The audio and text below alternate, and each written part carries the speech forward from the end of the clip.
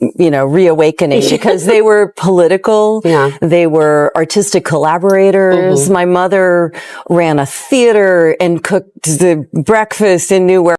In the quiet, polished calm of a Westport estate, the sound of shattering glass echoed through the gilded halls. It wasn't a dropped crystal. It was the sound of a 50-year illusion breaking into a million pieces. On the floor of her bedroom lay Joanne Woodward, an Oscar-winning actress, clutching a jagged shard of a wine glass, her hand bleeding as she whispered into the void, "You lied again." The man she was speaking to, the man the world adored, was nowhere in the room. He was already gone, disappearing into the night without a word, as he had done countless times before. For decades, Paul Newman was the untouchable ideal. The piercing blue eyes that defined Hollywood masculinity, the devoted husband to Joanne Woodward in a town where marriages crumbled in months, the generous philanthropist who gave away millions, he was the American saint.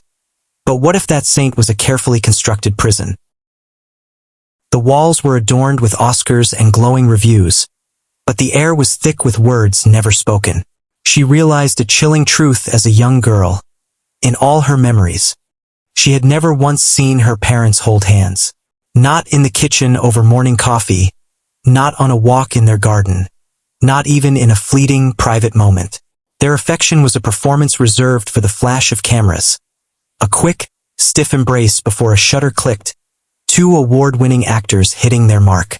The love story sold to the world was a script they had stopped reading in private years ago.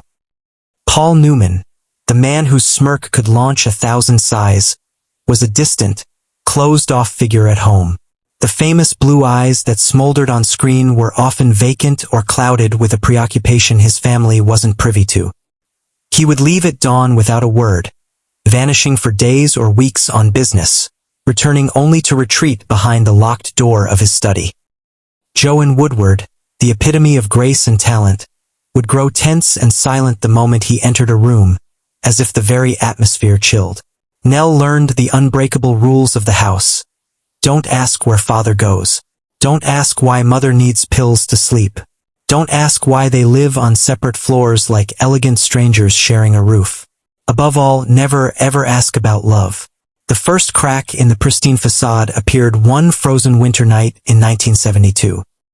Nell, drawn by the sound of breaking glass, found her mother on the bedroom floor, a shattered wine glass beside her, a small cut on her hand.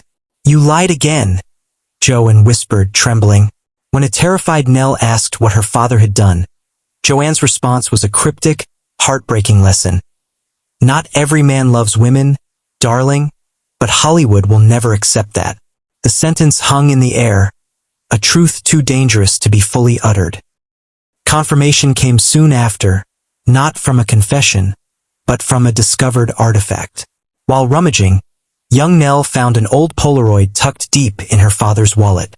It showed Paul Newman smiling with a radiant, unguarded joy she had never witnessed, his arm wrapped tenderly around another man. It was not a casual friend's pose. It was an image of intimate affection. When she showed it to her mother, Joanne snatched it, ripped it to shreds, and fed it to the fireplace, hissing, "We will never speak of this. Never." The lesson was seared into Nell's soul. Their family's survival depended on the meticulous maintenance of a lie.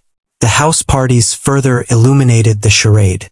When guests like Gore, Vidal, or Robert Redford arrived, Paul would transform. He became sharper, more polished, buzzing with a charm that seemed exclusively for them.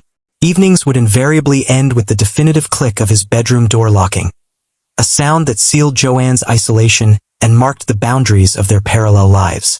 Nell once confessed, "Our portraits looked flawless, but our hearts were empty.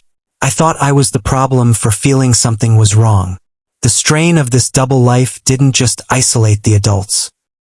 It warped the very foundation of the Newman children's world, placing an unbearable weight on the shoulders of the eldest son, Scott. Scott Newman inherited his father's handsome looks and rebellious streak, but also the crushing burden of his name.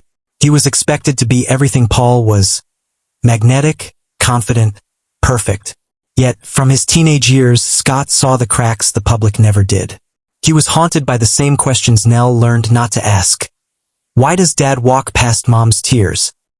Why have I never seen them touch?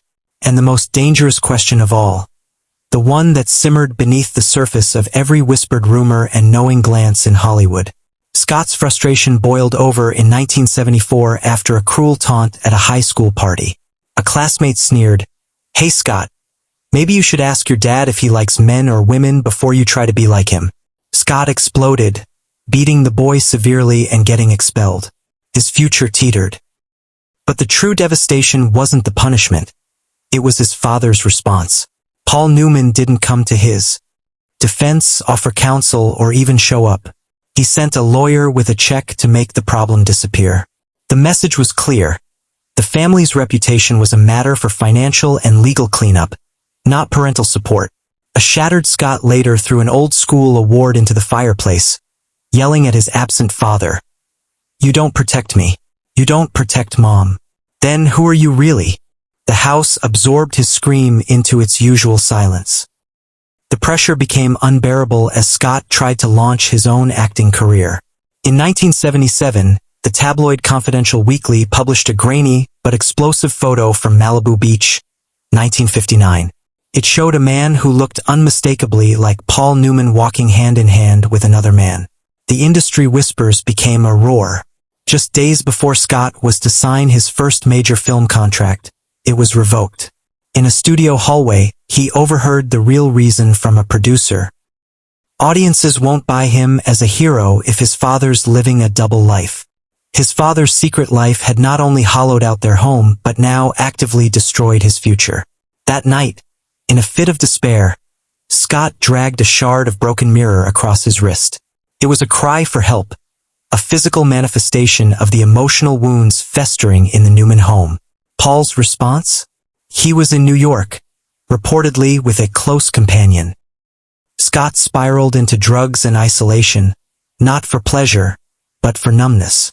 In his final, heart-wrenching conversation with Nell, he asked the question that had consumed him, "Do you think Dad ever truly loved anyone?" Nell had no answer.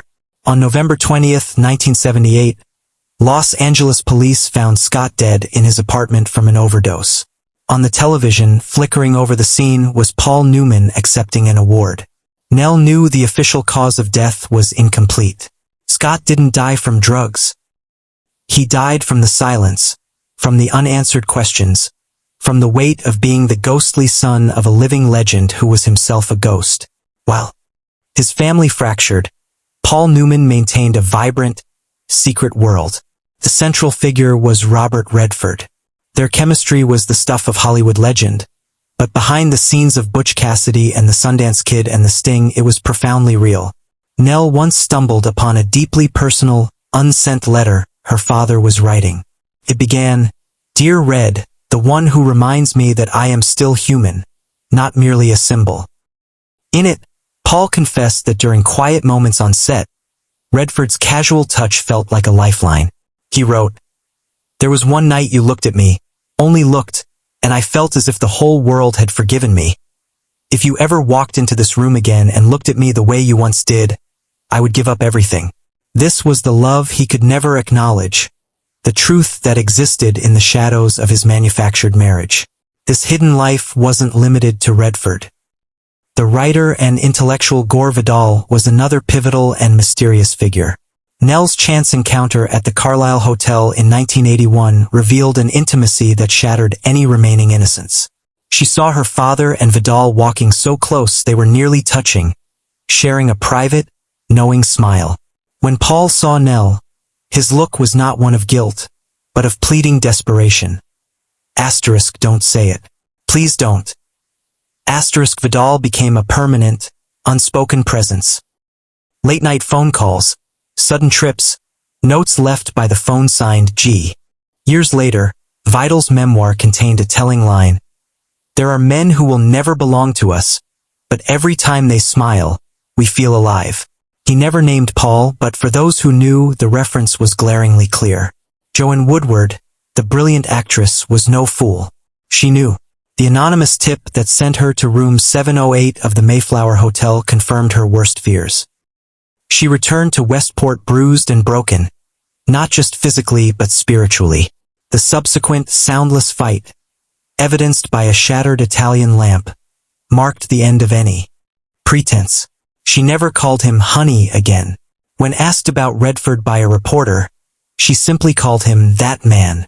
Even as Alzheimer's disease began to steal her memories decades later, one name surfaced through the fog with painful clarity: Robert Redford.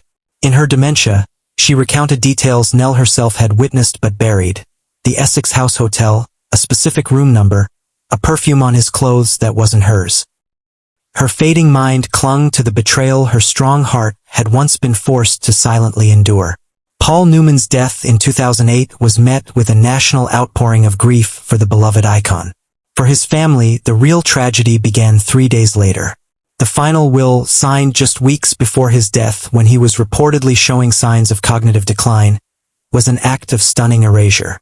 His wife of 50 years, Joanne, struggling with dementia, was written out. His 6 children were dismissed. His entire $600 million empire, the company, the royalties, the image rights, was funneled into the Newmans' own foundation, with control placed in the hands of his longtime business manager, Robert Forster. A chilling clause threatened that anyone who contested the will would forfeit even a small cash allowance. The man celebrated for his integrity had, in his final act, seemingly disinherited his own family. Nell, who had run the environmental wing of Newman's own, was swiftly removed. The foundation, once an engine for Paul's philanthropy, became a closed fortress, cutting programs the family championed. When Nell sought answers, the legal system was a stone wall, citing insufficient evidence. He was not of sound mind. But whispers and leaks suggested a different story. A former legal assistant claimed a handwritten letter from Paul to Joanne, apologizing and fearing a mistake, had been suppressed. Medical records hinting at his incapacity mysteriously vanished. Investigative reports began to ask, was this the greatest legacy theft in Hollywood history? The truth, in the end, came not from a courtroom but from a forgotten book. Tucked inside Paul's worn copy of The Prophet was a final, faded letter to Joe and, "My dearest Joe, and everything belongs to you. If anything goes astray, believe that I did not choose it. I love you until the very end." This was the Paul they knew and longed for, not the cold strategist of the legal document. It was the confession of a man who felt control slipping away, perhaps manipulated in his final, vulnerable days. Nell Newman's story is not a tabloid exposé. It is a Greek tragedy set in mid-century America. Paul Newman was a prisoner of his own breathtaking success. The perfect man image he and Hollywood crafted became a cage that prevented him from living truthfully, from loving openly, and from being a fully present father and husband. The cost of that iconography was astronomical. His wife's lifelong heartache, his son's tragic death, and his daughter's fractured inheritance. The fortune, the fame, the salad dressing, these are not his true legacy. His legacy is the haunting question his life forces us to confront. What is the price of a perfect image? And who pays it? Paul Newman gave the world a hero, but in doing so, he may have lost his own soul and sacrificed the family who loved the real man trapped inside the legend. The blue eyes that captivated millions ultimately could not bear to look at the truth in the mirror, leaving behind a fortune built not on love, but on silence.